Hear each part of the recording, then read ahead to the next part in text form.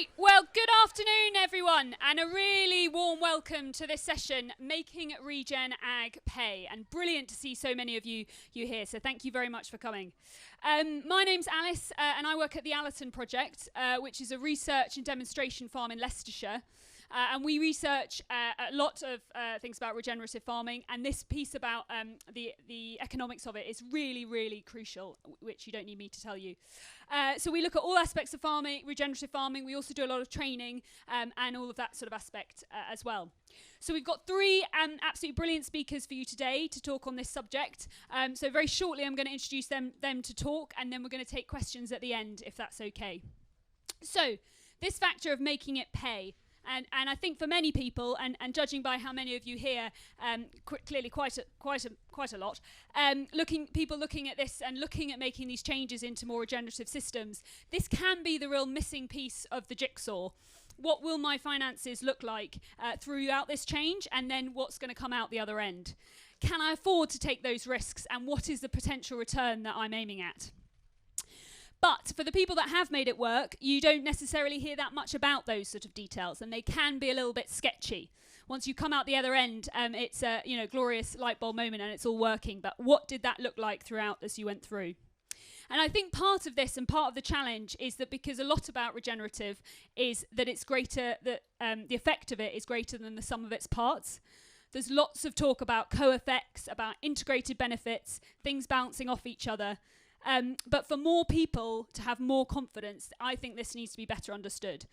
And that's important for everyone, especially if you're looking to try and justify this, to your boss, to your landlord perhaps, to your staff, to your family, to yourself, as you go through that. You really need to have some of those answers. So the good news is we've got three people who are going to give them to us. We've got Tim Coates, who's a farmer and founder of Oxbury Bank. Then Clare Hill from Planton Farm and Director of Farming with Nature for New Foundation Farms. And then I'm going to call him Heroic Nick, who very kindly stood in. Very sadly, Vincent couldn't come today in the end. So Nick's stood in. Nick is the Head of Environment for Velcourt and also farm manager of a big estate down in Berkshire. So first we have Tim. Tim is a third-generation farmer and co-founder of Oxbury Bank. He farms at Dunthorpe Farm, specialising in regenerative and nature-positive farming. Woodland and agroforestry are also being built into that system, and livestock are being reintegrated through partnership work with farmers in the local area. The farm is part of the ELMS SFI pilot and involved in landscape recovery projects. Tim's other hat is in Oxbury Bank, which is focusing on some of these changes and how banks can get involved. So I'm going to hand over to Tim to talk to us about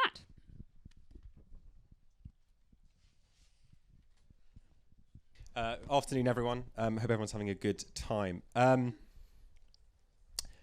I came back to farming in 2016 as a part of quite an orderly succession, which I know is quite rare actually. It's a big problem in the sector, handing over from my father.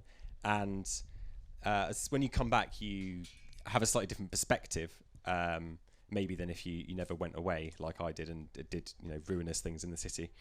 And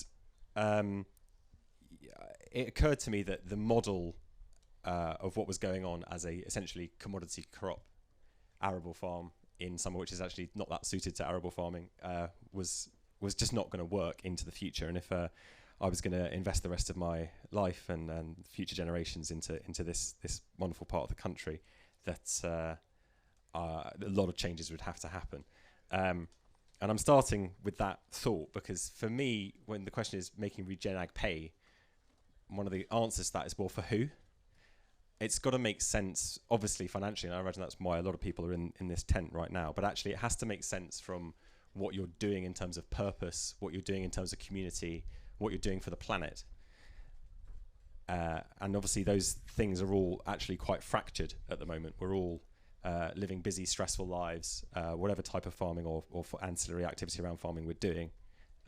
Communities are pretty ruptured. We've had huge dislocations from terrible things like Brexit and the pandemic through to, obviously, all of the challenges that are coming from climate catastrophe. So what was my approach? those years ago? Well, first of all, I went, well, there's no bloody money in this. I better go off and do something else. So I went off and started a bank, which is a bit extreme, I admit. But, it's kind of what I knew. So do what you know. Start with what you know. And that's obviously turned into something which I promise I won't do too much hard selling about today. But obviously we exist as a specialist bank because you need specialist knowledge. This is not something that can be done, churning them out as if it's widgets in a factory. So, and obviously the other big change that was going on at the time was post-Brexit with the government transition into ELMS, which I think they still think that last week they gave us certainty, and I don't think that's true. They've just given us more. Does this really stack up? Lots of head scratching to do. But in the meantime, got to take as much of the government's money as possible. So that's a big theory for me. And the other thing was about collaboration. And I'm not going to talk a lot about the farmer cluster that we started in our area, because we're going to have great things from Nick on clusters in a minute. But it's really, really important to work and not just think about what's going on inside your own boundaries, and think of all the different types of people and stakeholders you've got to nature. So farm objectives are on the screen. It's an important part of what we need to do. But I thought a value I could add in this is sort of translation of sort of the financial world and the farming world. There's terms that get used in those worlds which just mean nothing to the others, and more of the collaboration that's going to be necessary is between private finance, whether that's traditionally sort of through banks, or whether that's all of the payments that may come through carbon markets, biodiversity, natural flood management, and other such things. When farmers, we know what we're doing. We're talking about farming and natural capital. But you can turn that into a very verbose statement, which is what's on the right-hand side there. The point is that farmers have been using natural capital, i.e. the soil, in some way or another to produce an ecosystem service called food for millennia. Well, actually, they've also been doing a huge amount of other things as well, and they should get paid for those as well. So how are we going to go and capture that value, both individually as farmers and together? Again, regenerative agriculture is, I think, that the 3 years or so I've been coming to here has been, what does that even mean? Has been always a perennial topic, and I think it means whatever you want it to mean, is the short answer. But actually, you've got to, as long as you as a farmer understand what it is, and you can communicate both locally and globally about what that means, that's what matters, because that allows you to trade in markets that are coming. I'm going to talk about stacking. I'm going to talk about enterprise stacking, as in terms of how to make it pay, i.e. doing more on the same area of land. But there's also stacking in natural capital, which gets talked about, which is in opposition to bundling, i.e. If you're selling some form of, say, carbon, what else goes with it as a kind of co-benefit, and how does that get appropriately valued? Blended finance is a term, again, that I think means almost anything to anyone. It has a very specific meaning in corporate finance terms, but fundamentally, we're talking at a farming level about being paid by more actors than we used to be paid for, and maybe for different things in different ways. Ultimately, we're trying to minimize risk, whoever we are. We want as farmers to know that we're going to get a good quality output and we can get a good price for it. Likewise, in the financial world, people want to know that we can continue to do that, so that we're good people to lend to or invest in. I'm going to really skirt through this because I don't want to do a heavy sell on the bank, but despite doing what we're doing, which is actually bringing expertise and knowledge about farming, and by being a dedicated bank, we've got a mission here, which is, we know we've got a short timetable to reduce emissions in the sector, to improve carbon sequestration on farmland, and increase biodiversity if we're going to have a sustainable farming sector in this country into the future. And we've got to adapt what banks do to do that, so we're working very hard on that. We're doing it because it matters in terms of resilience. As I just said, it reduces the risk that we as a bank have. So better ecological farming equals lower risk for a bank to lend to. And we've got to do it because there's a huge world of corporate reporting out there now, which we are mandated to do by the government. So and that's true for all institutions, not just us. And we lend. That's what we do. We're a bank. So blended finance, this is the model that I like to talk about. I'm just checking I've got the second slide yet. This is actually, blended finance has always existed. There was always the requirement for working capital into farming. It's probably the sector that needs something to manage its cash flow from lending as much as any sector will ever do. So that's always been there. That's always true. So there's always a role for debt finance. Farmers are selling something and they're getting paid for it, but we all know that we've been price takers, and if we're in a commodity crop market, we have no control about what that is. We're subject to global whims, and generally margins and therefore profits have been highly pressured, which is not a very nice sustainable situation to sit in. And the government used to pay an acreage payment to kind of basically fix the market failure that was created in that model. Actually, things haven't changed as radically. You still need financial support, even if we are reducing our inputs and reducing our reliance on that kind of financial requirement. But actually, when you start doing that, as I've been doing by rapidly reducing, so I'm now insecticide-free, fungicide-free, plant growth regulator-free, all of that, by the way, being achieved essentially by the reintroduction of integrated livestock. So it can be done. But actually, what I want to do, therefore, is invest that surplus into other opportunities to add value back on the farm. So that's whether that be processing the original output or whatever, or other opportunities, diversifications and the like, or my favourite hobby, planting trees, which unfortunately costs money, mainly because I've got to control the deer. But still, we're not getting the premium, the pressure. There is a real risk out there as regenerative agriculture becomes more of a corporate buzzword that the existing food processor actors will essentially try and capture that value for themselves. It won't stay at the farm level. It will be captured at the retailer level. And so I think that profits may still be, the regenerative premium is not a myth. It exists, but I don't think it's going to be a universal panacea today. However, the government is still going to have a role. It says environmental management, ELMS, won't go into the detail, but really important to take what we can when we can and participate participate in the SFI as rubbish as it might be in places. But the ecosystem services market is evolving. It's real, and it's something that I have managed to transact on a farm. I have been I've gone into woodland carbon because it's the market that exists. It's there today. I'm having conversations around biodiversity net gain in my area. It's an achievable thing, and it starts to really change the economics of the total farm model. But there are more actors now interested in investing, in the loosest sense in word, and that's a really important way of making this pay into the future. I'm going to briefly talk about an enterprise stack now, because this is the point. So from 2022 harvest, that was my best gross margin. You can guess what it might have been, and I'm like, so how do I make sure I'm beating that year on year on year? And there's various things that have been introduced which are being tested at the moment. So we're polycropping now, so growing more than one variety in the same parcel, and yes, we've got sorting costs on the back end of that, but still we're getting huge benefits from adopting that model. And getting the direct output, so that's the arable farming bit. It's a silver arable system with fruit trees, so we've done quite a lot of planting of that.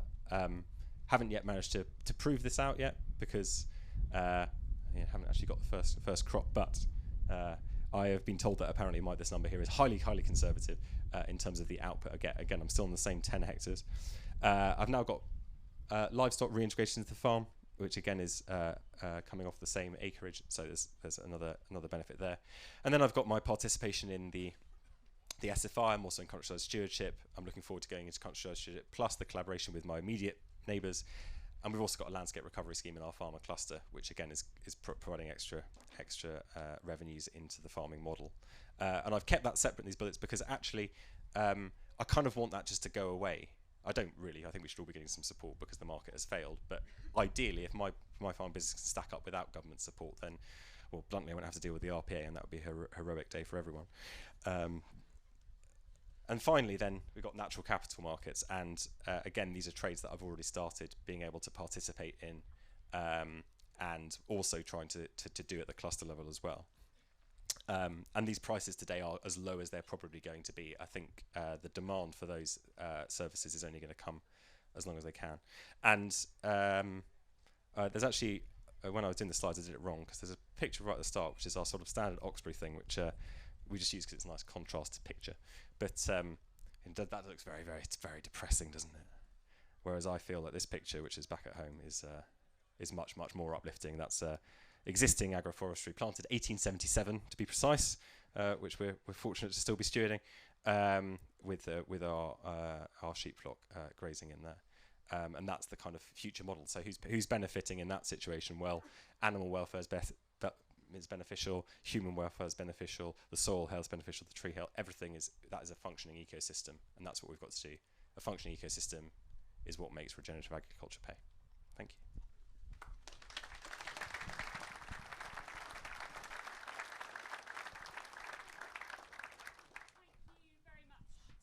Tim, absolutely loads in there.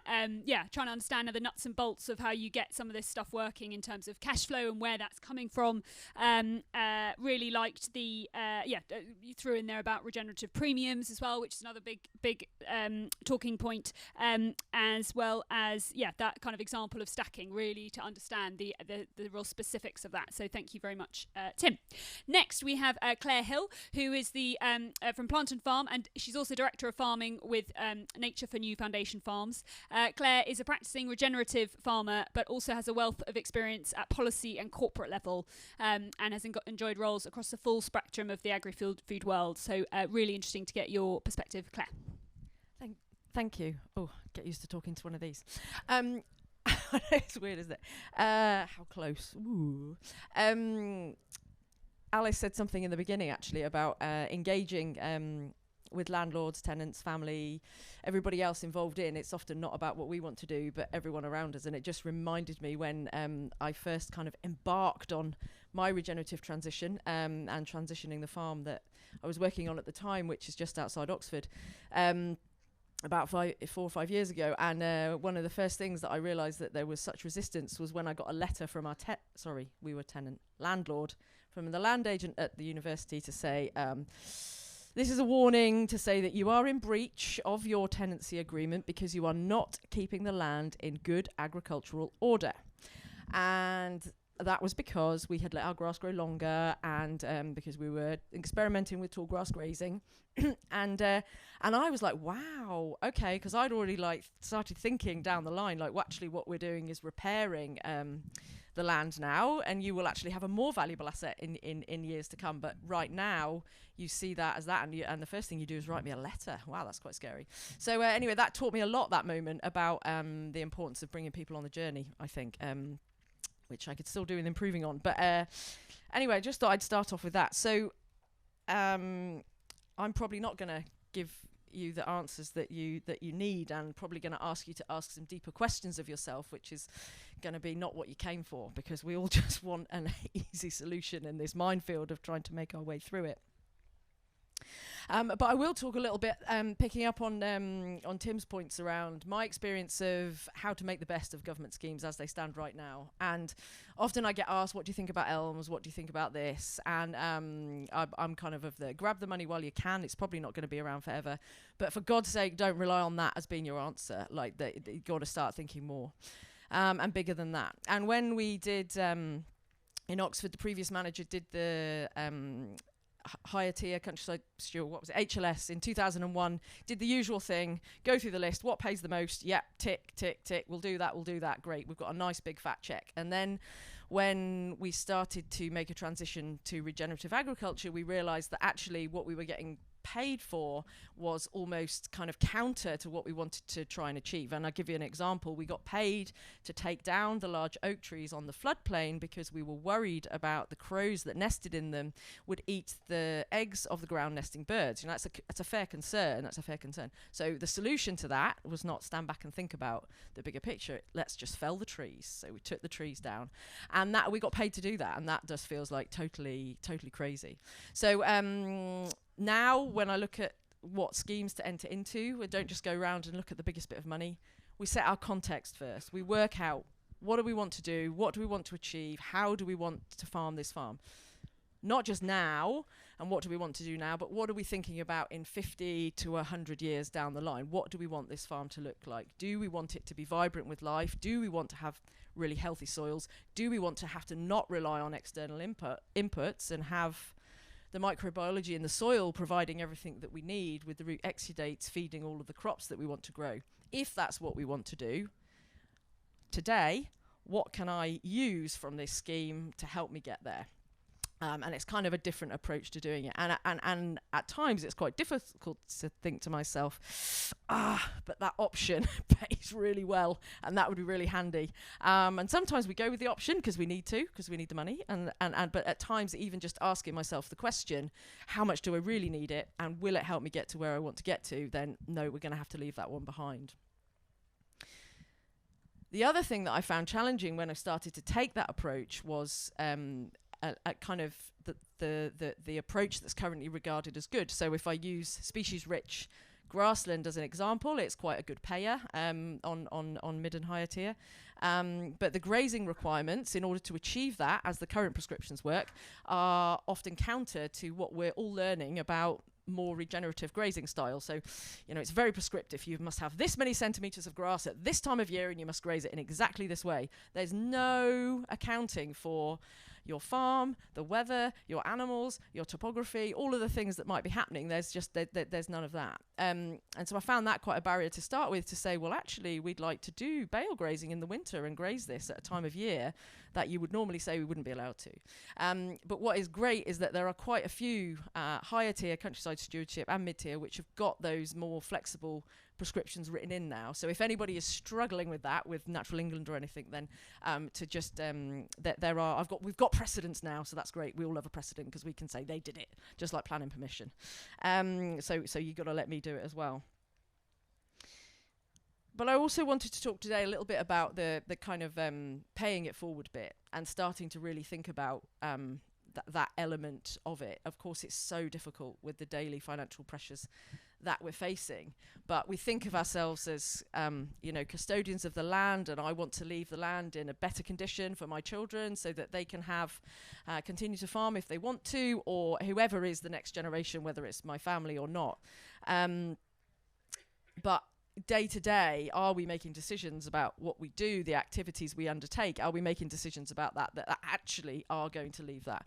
And my husband and I, we have slightly different views on how we should look after the farm. So he's got OCD, and I like everything messy because I'm all about nature now. I turn into a total hippie, and so he's come to me the other day and he's like, oh God, last year the neighbours went mad about the thistles. We've got to start topping the thistles. We've got to top the thistles every 3 weeks. We've got to top the thistles.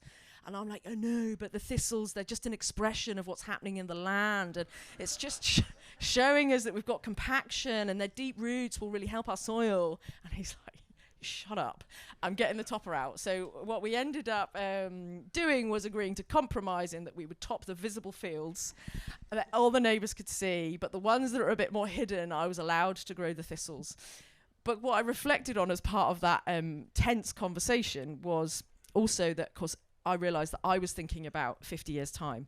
If we carry on topping the thistles and don't let them do the job, break down the compaction, allow the water to infiltrate, get the soil biology more kick-started, then we're not going to be where we want, and we'll still be topping thistles, burning fossil fuel, recreational diesel burning for the rest of ours and our children's lives. So it's that really interesting, it's so important to set our context and work out where we're going. I also just wanted to, I don't know. It's something I've been reflecting on lately, and so I'll just share it. I'll share it anyway, which is this profitability as we currently think about it is the amount of money that we're going to make this year or next year, or not make this year and next year, depending on our context as it stands today. But also seeing more and more information or reports coming out showing that actually if we really included the externalities that certain industries have, that actually it wouldn't be profitable. So currently it's profitable where we don't, for example, include the cost to the planet financially of deforestation of South America, where we're using soya in an animal feed diet. And that doesn't get included. So if we did start to include some of those things, actually the way our profitability looked would be very different. And so it's just a kind of question that I ask myself a little bit more, well, what externalities am I relying on? And what would be the cost of those? And although so anybody that's working on this, by the way, and has a model that could say, this is how we've costed all those externalities, and this is what your farm would look like if you really included them, I'd love to talk, because it's blowing my brain at the moment. But I think that's something else really important to think about. And I said I was just going to provide you with more questions and less answers. So that would be one of them. Is the ghost acres? I think we rely on 4 million hectares around the world of ghost acres in order to feed livestock in the UK, just as one example. And we don't include we include the money it takes to purchase that, but we don't include the impact of that on those areas of the world. And what's that doing? Is that having a positive or negative impact on that community? We don't know, and on the profitability of the farmers in that area. I'm just checking my notes, which isn't very good organised of me. The other thing, how much longer have I got? 5 minutes. Okay, good. I'll try and keep it. I'll try and keep it. Try and keep it short.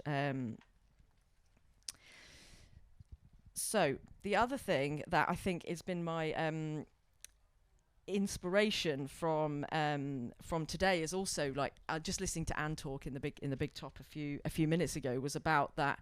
There's so much that we don't understand about what goes on beneath the soil, or we do understand. Those that are more educated than me really understand it, but we don't put a value on that. And I guess it's just this value element as well, and including that we're valuing, as Tim mentioned, and having a young baby. I'm sure, like, valuing our sleep, valuing our time, valuing our rest, valuing our weekends off.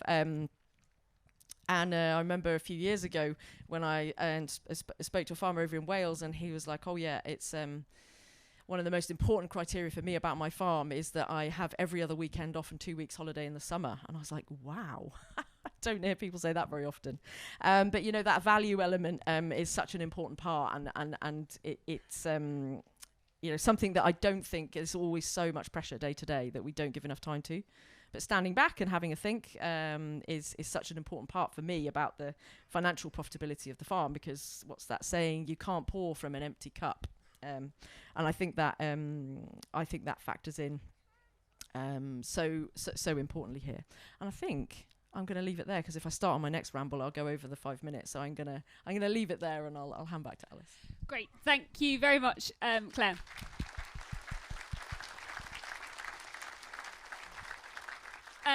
Yes, yeah, lots of questions in there, Claire, and lots to think about. That real juxtaposition between long-term, value and maintaining an environment, but compared to short-term, what have I got to do today? And interesting insights in terms of what's happening at your dinner table, and also that, you know, landlord and tenant relationship and how that manifests itself in not always a positive way. Thank you also for raising, you know, the true cost of food. Hopefully we can get into that debate later, and also looking at, you know, are we talking about value? Are we talking about worth? Are we talking about cash? And that they all actually mean quite different things. So our final speaker is Nick Down. Nick Down is the environment lead for Velcourt, and also farm manager at Yattendon Estate, which is a I don't know how big, but big estate in Berkshire. So thank you very much, Nick, for standing in, and over to you. Yeah, thanks, Alice. Hi, everyone. So I'm going to be another member of the panel that might not necessarily have the magic answers you're all looking for and I'm looking for, but I'll do my best to explain what we're doing and how we are trying to navigate our pathway.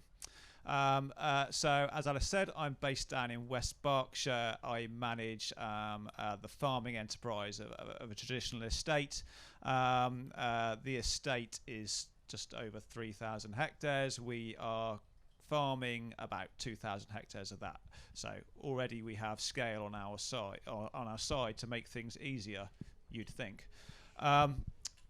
So we are on a pathway, and if we sort of go back to when I took this job on, probably just over 6 years ago, I think at that point when I joined, we kind of knew what was happening in the political situation.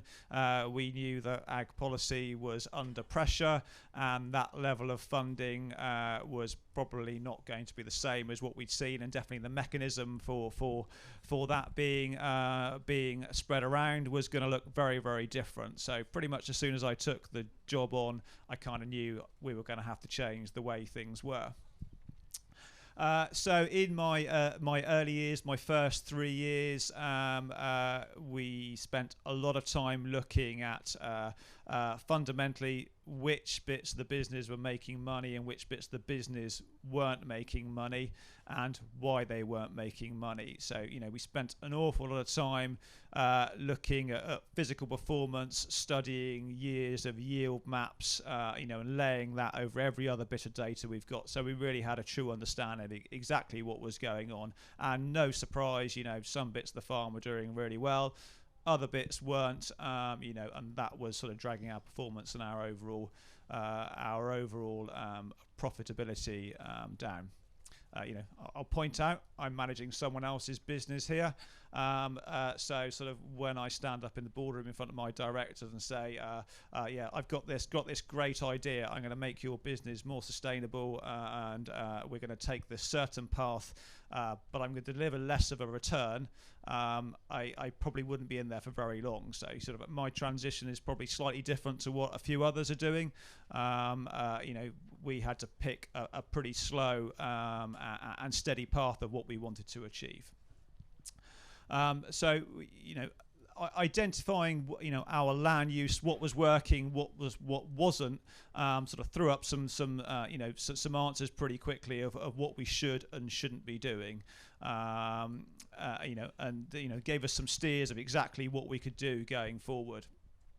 Historically, the farm had been in an old ELS scheme that had sort of run its course, and it expired just as I had arrived.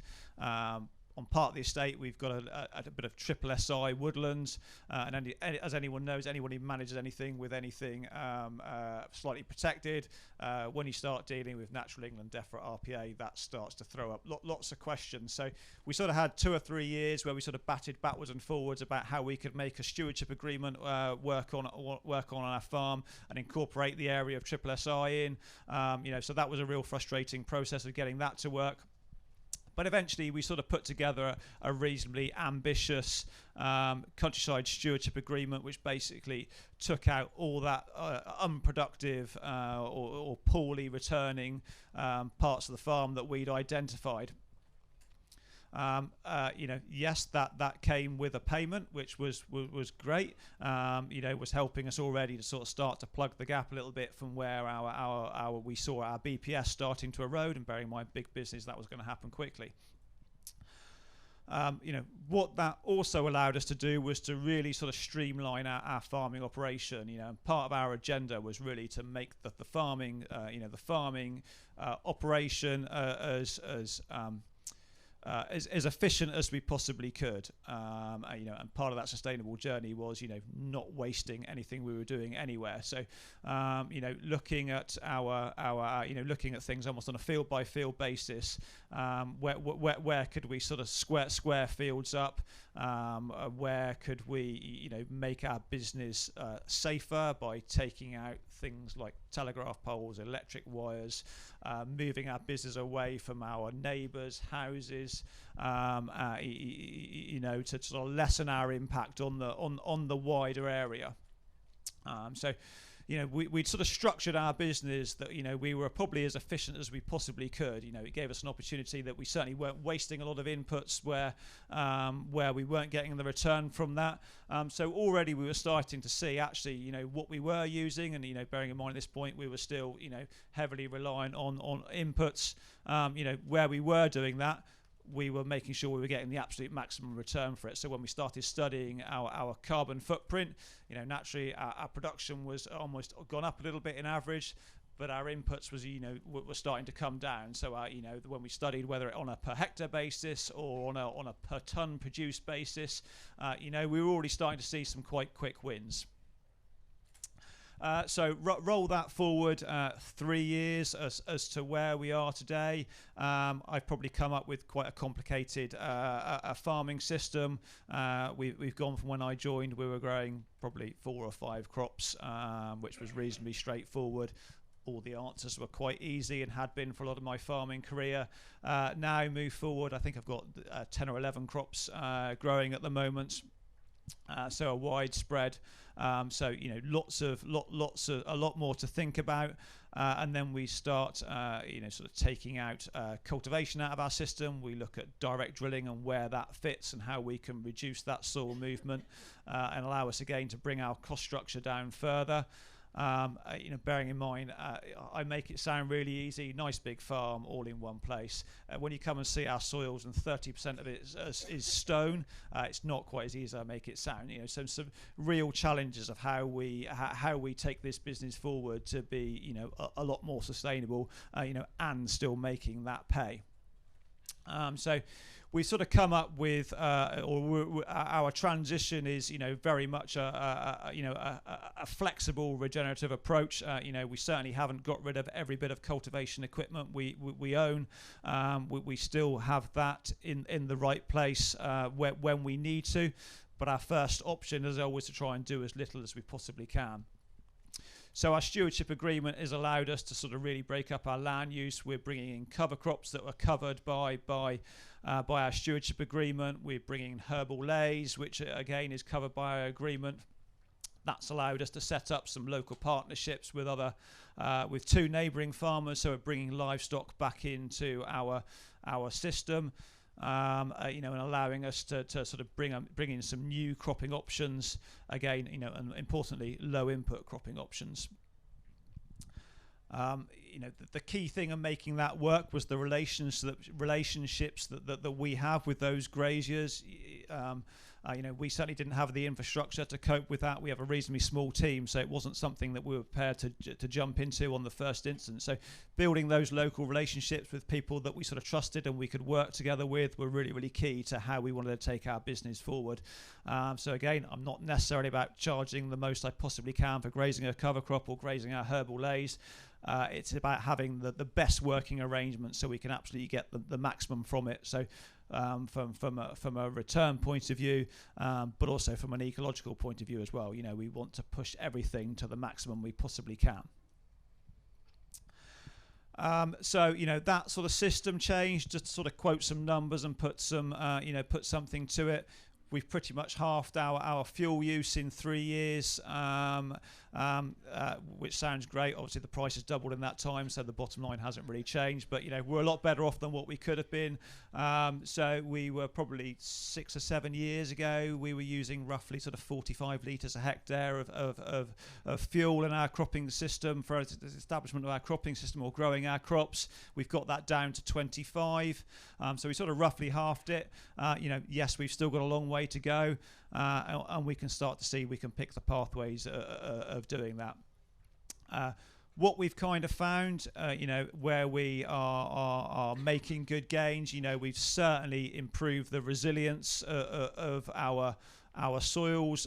We're able to withstand the effects of either the very wet or the very dry. Again, how exactly we determine, we measure that, it is quite difficult. We certainly notice it by the eye, which is a pretty good win. So sort of looking forward, what do we next? What are we hoping for? We have some sort of quite nice local opportunities to us. We have a brewery on the estate, and obviously for them as brewers with ambitions going forward, sustainability sits very much as part of their marketing now. And obviously, who do they come to find to sort of give them some answers? That's the guy who supplies them their malt for their brewing. And I talk about, it's not a small brewery. We're looking at sort of about 250 tons next year. So we spend a lot of time talking, get their guys out into the field, talk about what we're doing, show what we're doing, how we're going through these changes, and absolutely fantastic. Lots of pictures being taken, lots of notes being made, and he said, "Oh, well, this is great. We can use this in all our marketing material." I said, "Fantastic. So let's talk about the price of this barley you're going to supply us." And I say, "Well, this is a pretty special product. This is not an off-the-shelf type of thing. That there's some good stuff going on here. This is going to cost you." And they said, well, what's it roughly going to cost you? Well, I think, probably £20 a tonne, something like this. And kind of everyone takes 3 steps back and starts shaking their head and say, absolutely no way, we can't afford to do that.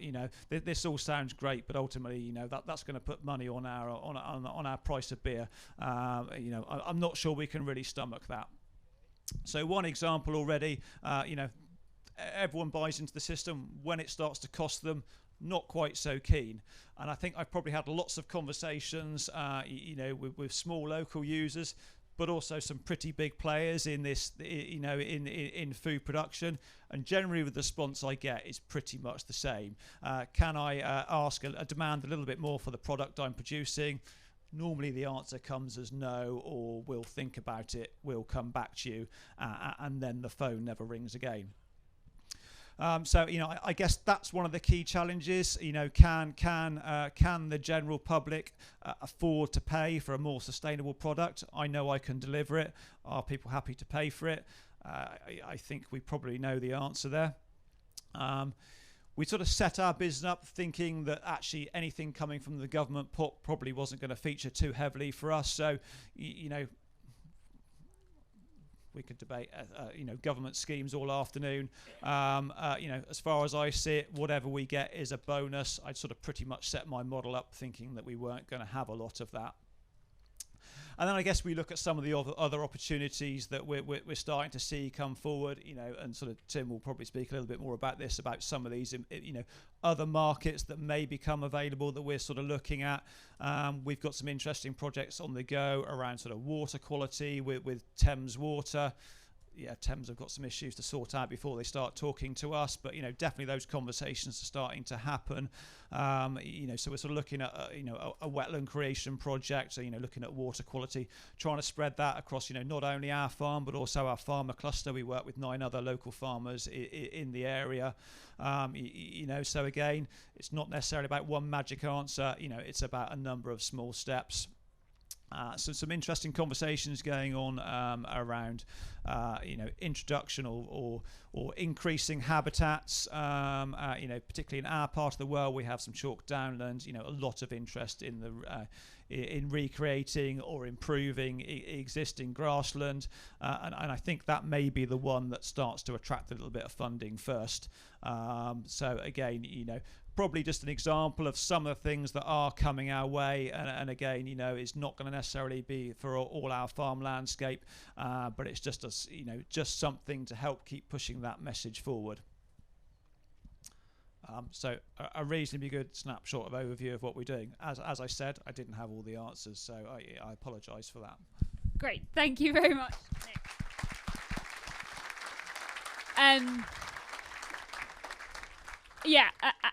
A really good insight into the practicalities of what you've changed, the impact that's had on efficiency and finances, what you're using to plug the gaps, your partners that you're working with, what funding accessing, and also that insight into how do you make traction in that change in a big organisation like the one you're working with.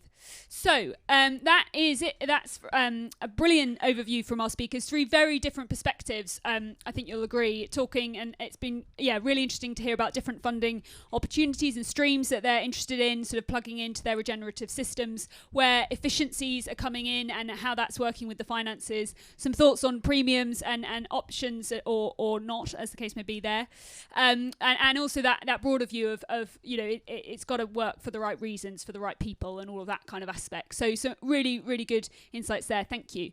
So now going to pass over to you guys for some questions. And we have a microphone, and we have a question at the back there, Matt. Right at the back, chap in the blue shirt.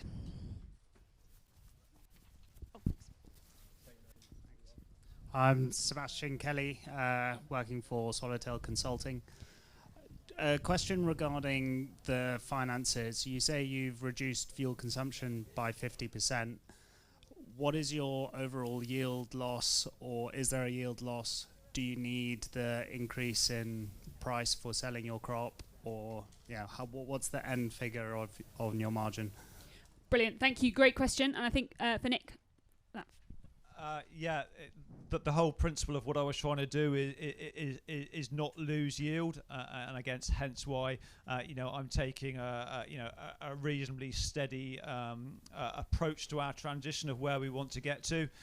We've made some good inroads. We've not got there. What I'm really keen is to not avoid that yield drop.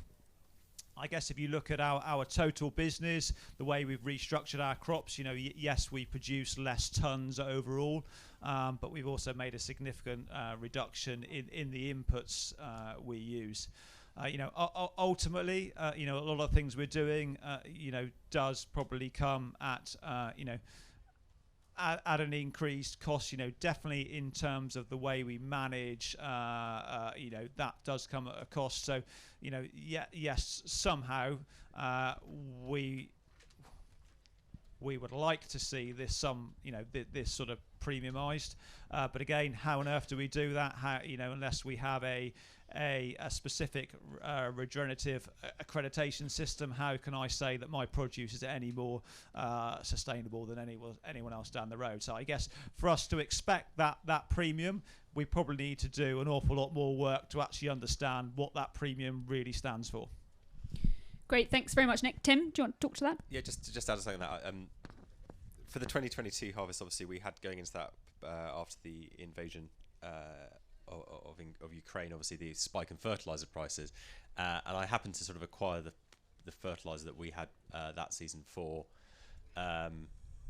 not when it sort of was 3 times as much, but 2 times as much as expensive as the year previous, right? And so my obvious economic rational response to that was, well, we'll just use half, right? And the yield drop was nothing, and I'd already been reducing it, the total amount, kilos of N per hectare prior to, and it just told me to keep going faster. So I've done a further reduction, and I'm actually reasonably optimistic about what the crops look like in the ground this year on a further reduction.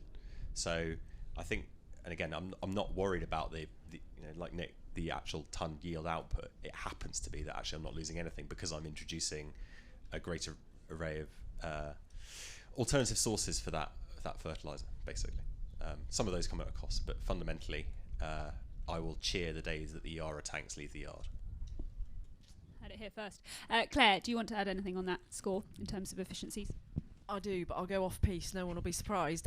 Just a quick one on yield, I guess, and just a reflection for all of us to think about: what are we trying to do? Are we trying to feed the world with calories and volume, or are we trying to nourish the world? So maybe yields do drop, and but that can be made up of in a couple of ways. One is which is stack enterprises, so bring more in and actually don't get a drop in yield, you actually get a benefit. Chickens going behind grazing animals would be a good example. 2 enterprises in the same space, introduce trees, introduce payments, you've got a big stack there. But the other thing is just a little bit more philosophical about the nutrient density. So if we've got a higher level of phytochemicals, micronutrients in that food, it's better for us. It's going to make us healthier, because at the same time as we're having all these challenges in farming, we also have diet-related disease at an all-time high, and so just that just as part of that, as part of our thinking about what do we actually want to grow here? Is it volume, or is it feeding people with calories, or is it nourishing people? And that is often my answer when I start talking about yield, which is not again what anyone wants to hear, but that's my only comment on that one. Yeah, I like it. Nutrients per acre, that's what we need. Yes. Great. Yes, lady here. Thank you. Hi, I'm Mary from the Nature Friendly Farming Network. I'm interested in this nature markets thing and carbon credits. This is probably a question for you, Tim. You talked about farmers wanting to minimise risk on farm. How confident can farmers be entering this nature market thing that it doesn't come with great risk? Because I know for a lot of our farmers it's very new. Yeah, I think a big concern of lots of people. Yeah, I like that, the nature market thing. It's about where we're at with it. Tim, do you want to kick us off with that?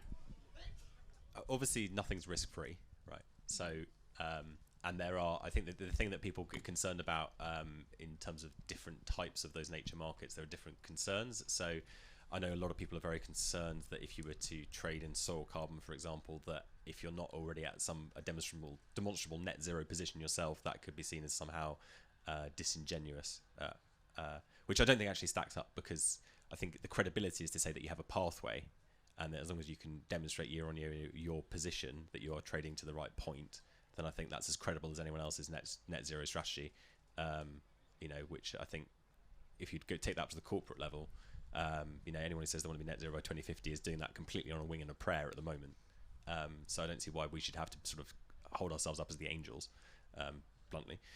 So fill your boots while you can, I suppose, to some degree. But the point is, it's only going to have higher integrity if more people transact in it as well. That's what really means a market. At the moment, there are no markets; they're just transactions between counterparties, which is, it's not transparent. The price is uncertain, and it is open to challenge like that. Actually, if more people participate, then there's a greater degree of everyone understanding what good looks like.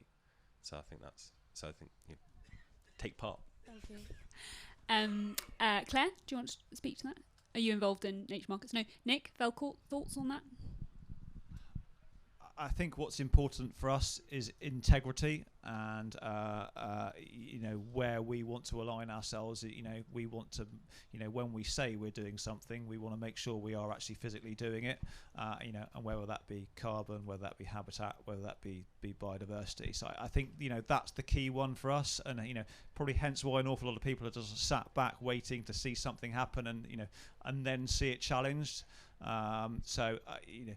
Yeah, we all want to be early adopters, and we want to be able to, realise some return from this. But I think until we see that those first transactions be challenged, it's not going to fundamentally happen that quickly.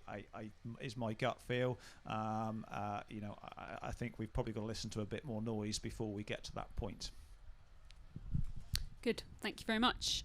Further questions? Oh. Chap at the front, thank you. Thank you very much for the insights. Can we talk a bit about the human element here of regen? Most of us have been pretty intensive farmers, really since the 1960s onwards, and it's all our father's generation were pretty pedal to the metal the whole time, yield.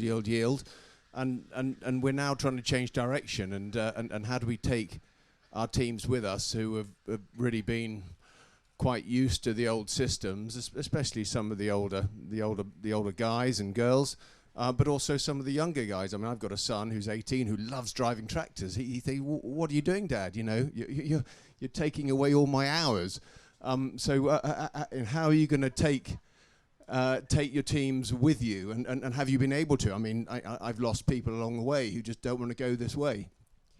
Can you put a bit of light on that? Brilliant question, and really, really crucial part of this this transition and change. That not just for the people sitting here, but all their teams behind us.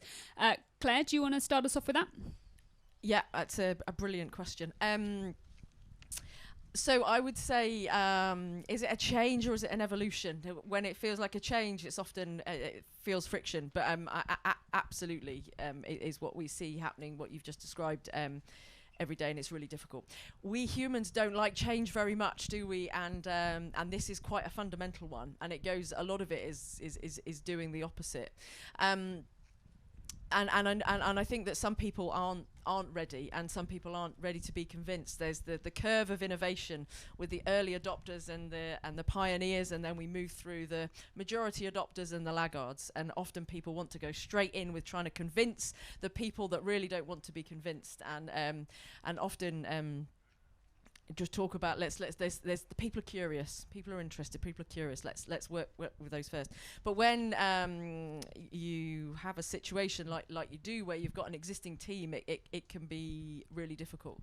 I don't know, has anybody seen the it's called Roots So Deep You Can See the Devil Down There, and it's a series of documentaries, and one thing they did was just put regenerative farmers and their non-regenerative neighbours side by side and got them to chat, and it was amazing the curiosity that was in there that often comes out as resistance.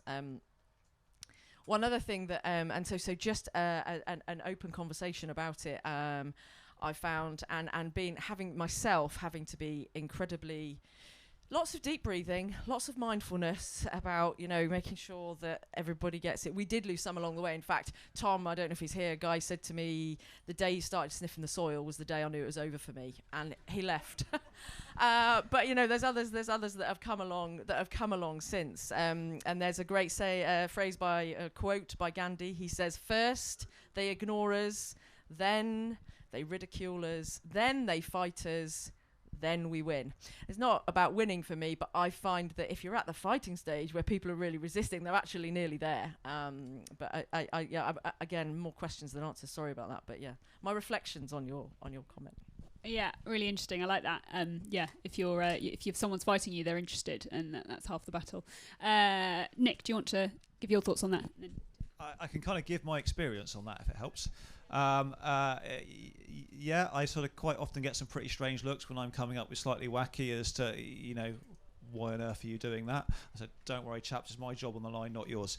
I think from my point of view, it was probably, I learned to be a lot more open about what I was trying to achieve, and spend a lot more time explaining what I was kind of interested in the outcome rather than the process. I think probably what helps, is those guys being part of a wider network and actually realise they're not the only ones going through that transition. We've got a local farmer cluster group that half of those members are all on the same path, all doing it in slightly different ways. But again, the end game is hopefully somewhere similar. So making them realise they're not the only ones going through this, really helped. And again, it sort of allowed them to ask questions of people going through the same experience. They kind of like the idea of working slightly less hours. That was definitely a big win. But ultimately, I had to get them on my side to make it work. Sort of one of my full-time operators has been on the farm for 45 years. He knows far more about the place than what I do. And understands exactly what's happened in pretty much every situation for the whole of his career. So, to not have that on my side was, would have been a huge mistake. So, yeah, absolutely right. It does come at some challenges. You're asking guys to do things that they've never done before over that length of career. So it's absolutely fundamental that we're all on the same page all at the same time and sort of pushing those boundaries. And ultimately, big place like where I am, and I'm sort of almost a part-time farm manager now. I need those guys to be able to make decisions on the ground as well. So very much, I sort of put my trust and my faith back in them that actually say, this is where we want to get to. We're not going to get it right all of the time, but we're going to push the boundaries and make sure we keep trying, and allow those guys to be able to do that, and try that. And if it does go wrong, it's not their fault. So it's about us all on that journey together. It's not just me. We've all got to be there. Getting that buy-in, I think, is the real key part. Great, thanks, Nick. Tim, do you want to finish off? Yeah, I would say that the most efficient farm input that you have is in here. And to some extent, the more of those that you put on the farm and thinking about it, the better. So every time I think about the money I'm saving on the transition that I'm doing in terms of reduction of chemical inputs, for example, and other things, that's my future staffing budget, is the way I'm thinking about it. We need to get back to the more heads put together, the better. Now, that can go the other way. I mean, Einstein said that human stupidity was infinite, right? And if you can't get with the program, get out of the room, kind of thing. Now, that seems quite extreme, but frankly, if anyone is an agronomist in the room and is looking for a job, please come and talk to me, because I'm probably going to have to ask the current one to go, because I just don't think they can come on the journey any further. Now, that's easy because they're kind of at arm's length, but I've got a range of people now working from 21 up through 78. And they come with a whole range of different perspectives that come from that age, but also different motivations, different interests, and actually sometimes the change that sounded ridiculous suddenly sparks something new. One of our guys in the Arab operation who does most of the spraying, the day this year that the tank started overflowing and fizzing because the biologicals were mixed incorrectly, and it all went a bit crazy. Well, I think it was one of the funnest days he's had in years, frankly. But it means that it suddenly becomes a much more engaged conversation than it might otherwise do if it was just follow this rec sheet. And actually getting those different parts of the business, getting the shepherd to talk to the guys who are, considering what your T0 application might look like, is that's an eye-opening conversation, because they have to educate each other along the way, and that's how we all progress. That's why we're all here. We're all here to learn and share and say ridiculous things and put yourselves out there and be torn down, and that's how you learn. You shouldn't have any shame in saying that, but occasionally you have to realise that change is hard but necessary. And also there's different contexts come from a whole set of different motivations. The guy who's 78, who's still essentially he's pensioned to some extent, but he still keeps turning up to do stuff because he loves it, right? And he loves very specific things, and he's one of the only people who can do a dry stone wall, so that's very handy. It's just very slow. But he grew up there. He knows it better than I do because he's been there 78 years and I have not. But he also grew up, with an outside toilet and no shoes. And so he's seen a huge prosperity change in his life span. And to suddenly start saying, well, we want to kind of undo some of that, which is the way that some of this come across, can seem quite offensive, I think. And so you also have to go with a huge bucket load of empathy and sympathy to everyone's individual circumstance. This is about taking communities, because this is, rural communities continue to get hollowed out. And it's only by the farming sector thinking about the employment opportunities and the value that can be done, and the joy that can be done by working in the natural environment, that we can keep those communities resilient. Brilliant. Thank you very much, Tim. And I think that is an absolute, lovely point to finish on. I think, that it is all about people at the end of the day, and really respecting that change and that experience, and bringing people along on that journey. We've talked about efficiencies and how Regen Ag can improve those, and resilience against different factors, and also about that. I like the someone said to me, more brains per acre. That's what we want to be looking at, as well as more nutrients per acre, and in that example of Tim's, just a lot more fun as well, which in this world that needs to be at the core of it. And with that framing, then regenerative agriculture pays dividends, but also in the practical sense it's got to as well, which we've heard some fantastic examples from the public funding coming in and from an individual business perspective. So a really big thank you to you all for coming and for your brilliant questions. As say with these, you sometimes go away with even more questions than answers. And just to shout out and plug for Agricology, which is obviously a brilliant website bringing together a lot of this information, and hosting more visits, events, discussions in this kind of sphere. So if you're interested, then please do follow up on that. But lastly, just to thank our absolutely brilliant panel of speakers. I hope you agree. It's always such a privilege to hear when people share their insights, their stories, what they've done, what's worked and what hasn't. So a really big thank you to you all three.